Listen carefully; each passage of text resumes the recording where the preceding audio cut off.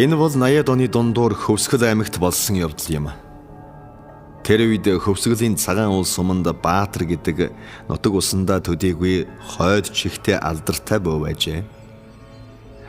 Олон удам дамжсан бөөг нь эцэг өвгөд нь эхэл хилмигдүүлэлтийн бэрх цагийн аясыг даагаагүй өнгөрсөн байж.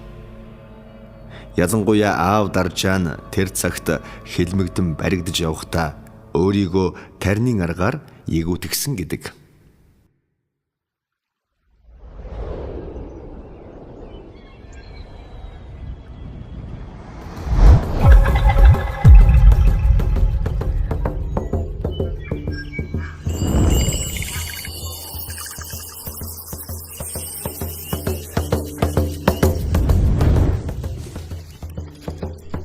Болсон явдал ийм байна.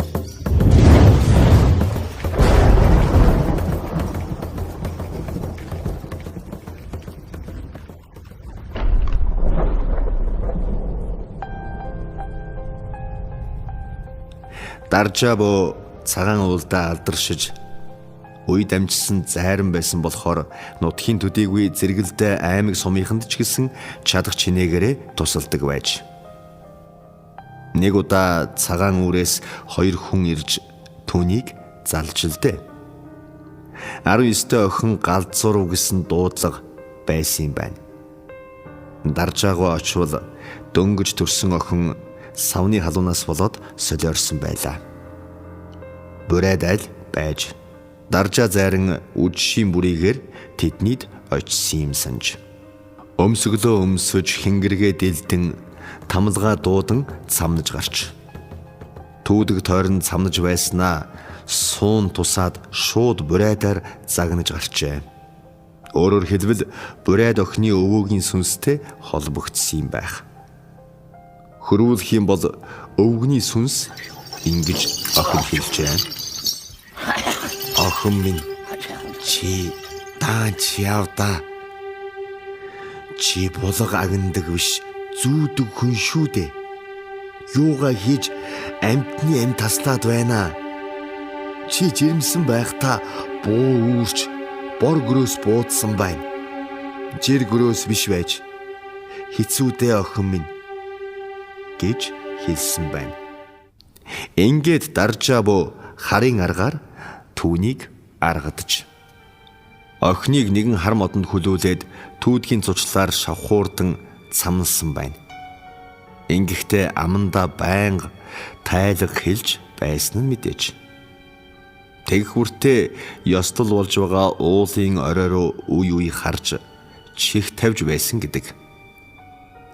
Дом имжилгээг удтал хийсний эцэст сая нэг юм уулын оройд гөрөөс бойлох дуу гурвантаа гарч задран ухаан алдаж унжээ.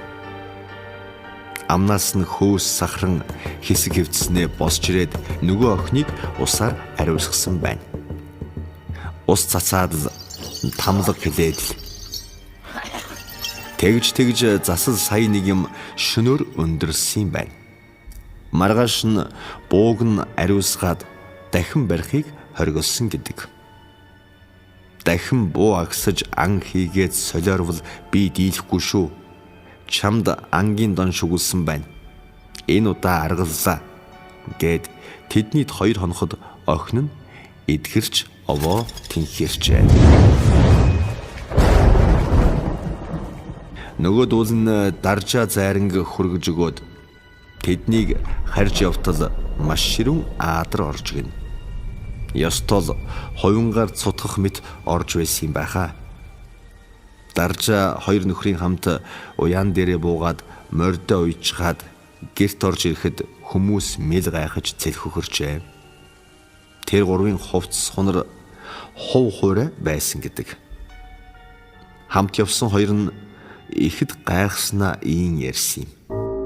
Биднийг нилээд дөхөж явдлах хүчтэй аадар орсон. Бид ч баларлаа гэж бодсон л доо.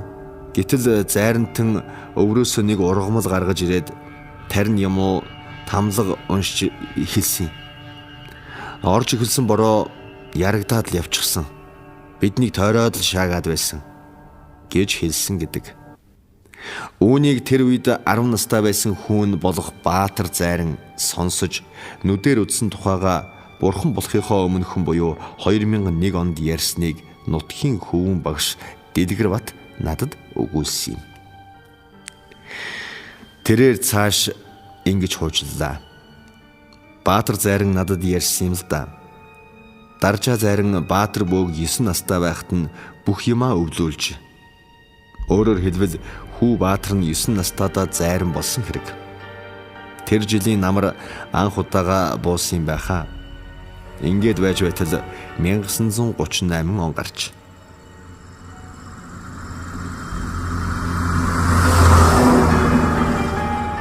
Нэг өдөр хар машин давхин ирээд машинаас цэргийн даргуулалттай нэг хүн буу бүхий 2 цэрэг сумын даргын хамт буугаад ирж.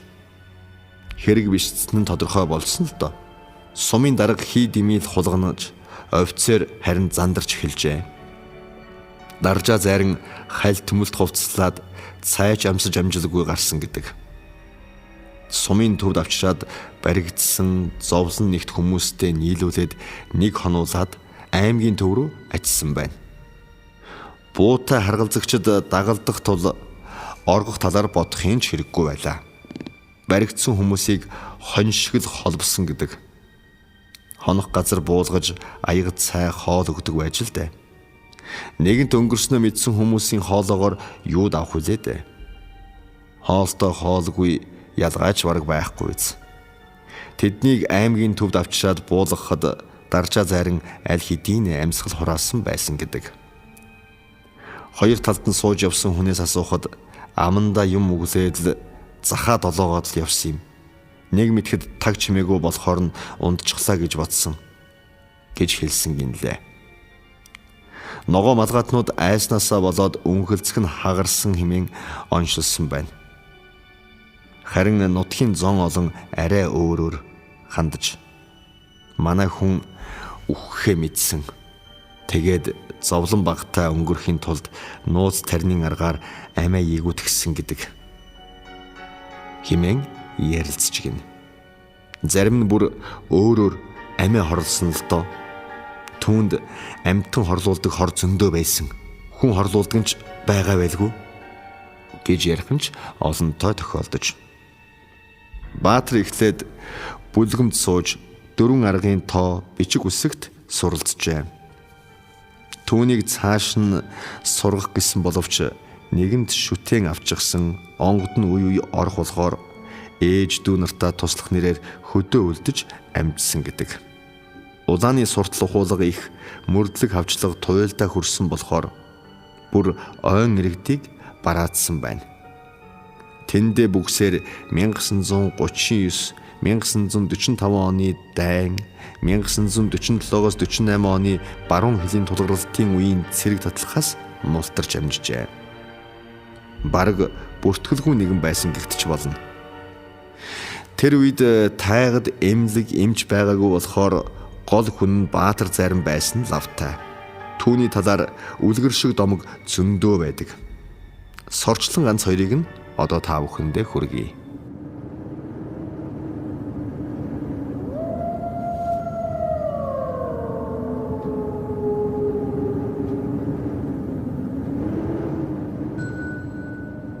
Тавиад оны сүүлчээр мал нийгэмчлэх үеэр болсон явдал юм гин. Сумын намын үрийн даргын эхнэр хүнд өвдчихлээ. Аймгийн эмнэлэгт хэвтээдч эдгэрсэнгүү. Ер нь л хэвтэрт орох тийшээгээ болсон юм байх. Тэр үед битгий хэл 70-80-ад онд томчууд болохоо байхаараа нууцаар лам хар болдог байсан ч тохиолдол байдаг. Сумын дарга хар домтой хүний ирэлд гарч л дээ. Сурглаад сураг өрөөсөө гарсангүй.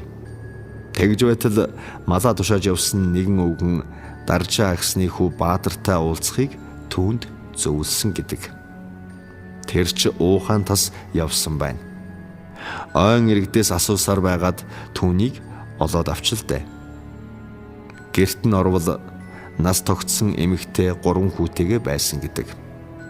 Сумын намын үрийн дарга гэдгээ мэдэгдсэнд тэдний царай ховсхийн төгшүүртэйгээд явчихаж аргагүй шүү дээ. Дарга цагдаа хоёроос айдаг айдас нь гүйцэд арилаагүй цаг юм чинь.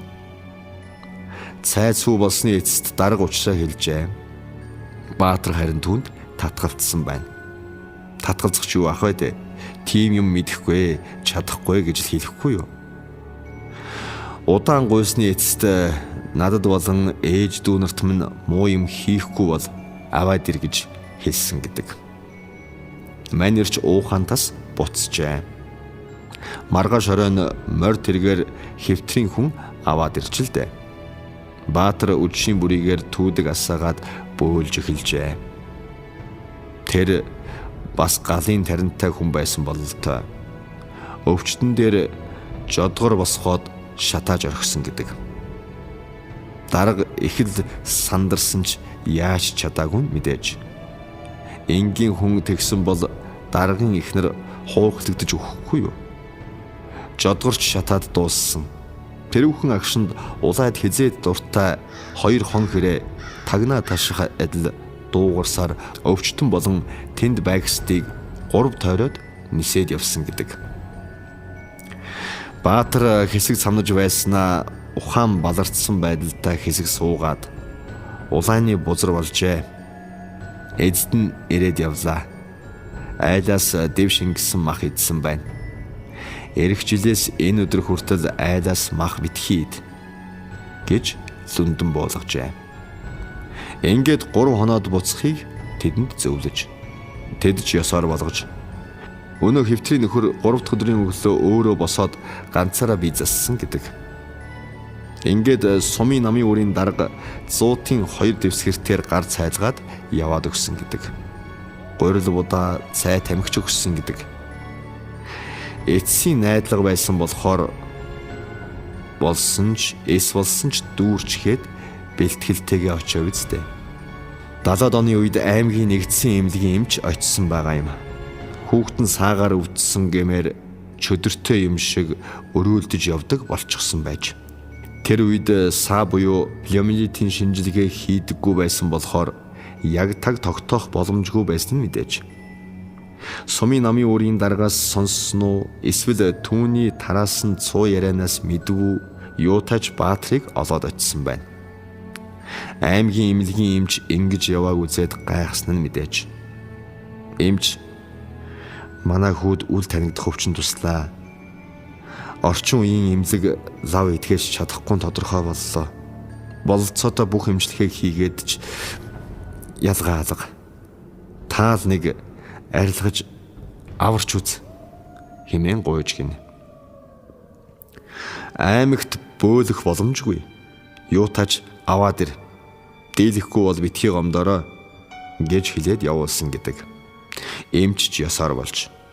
Үнэхээр чөдөртэй морь шиг явдаг хүү тэднийд ирсэн гин. Мөн л үдшийн бүрийгээр түүдэг асаан бөөлж эхэлсэн байна. Энэ удаа бүр итгэхэд бэрх юм болсон гэдэг. Газарт 2 мод дэвсэж шатаагаад түүн дээрээ нүцгэн хэвтхийг даалгажээ. Зарин хагас ухаантай байсан болохоор хөвгүн айж татгалцсан гин. Гэвч онгод нь орсон зайр нь догшноор зандран хэвтүүлсэн байж. Энгийн хүн тэгсэн бол шад падхийн хиншүү хярвас үнэртдэггүй юм гихнээ орилоод босоод харайх байлгүй дээ. Модч шатаад дуусч гин. Баатар зайрын хүү ус бузралсан байна. Лусын хорлол болжээ. Галын засал хийлээ. Нилээд хатуу байна. Домлогыг 3 давтнаа гэсэн гэдэг. Ингээд 3 давтаад тэднийг явуулж гин. Эмч чадах чинээгээрээ гар цайлгаад одсон нь мэдээж.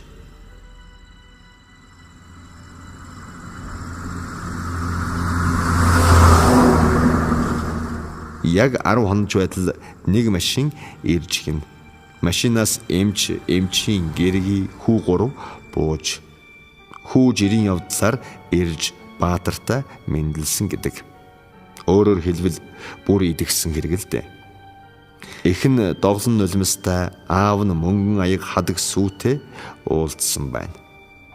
Буцахта багахан агентийн дайны бараа орхисон гинлээ. Ингээд Баатар аймаг даяар алдаршиж эхэлсэн юм.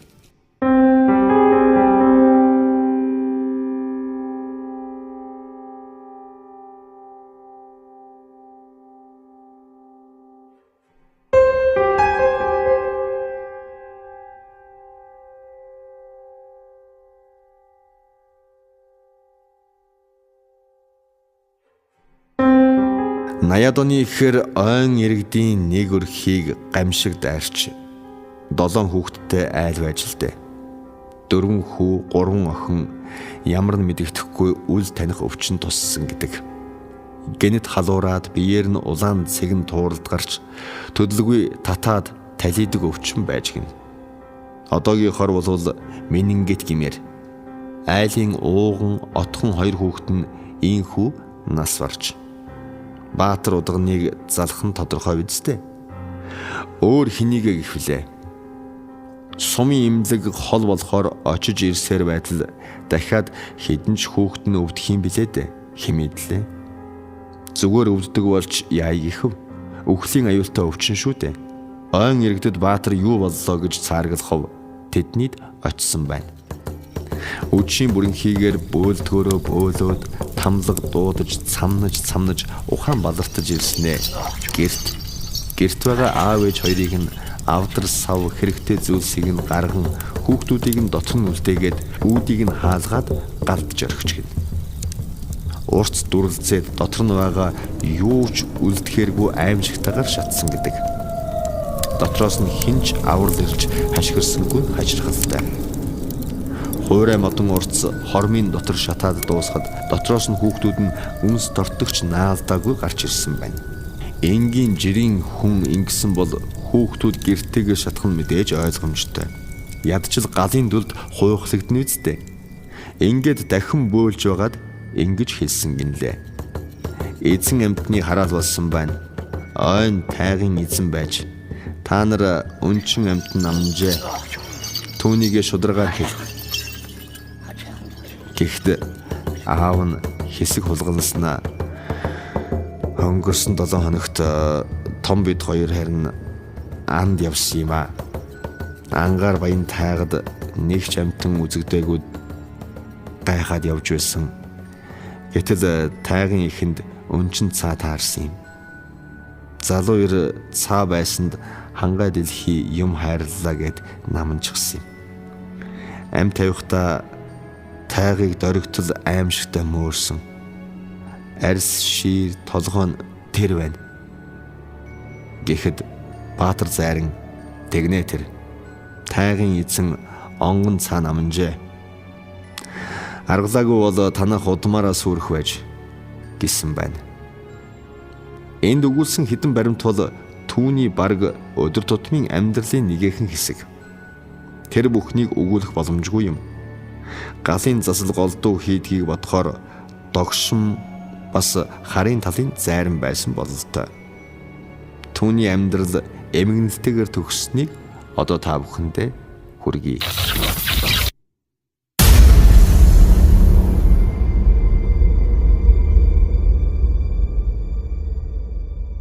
Энэхүү ширүүн тулаан 80-ад оны дундуур ойн иргэдийн хүрээнд болсон гэдэг.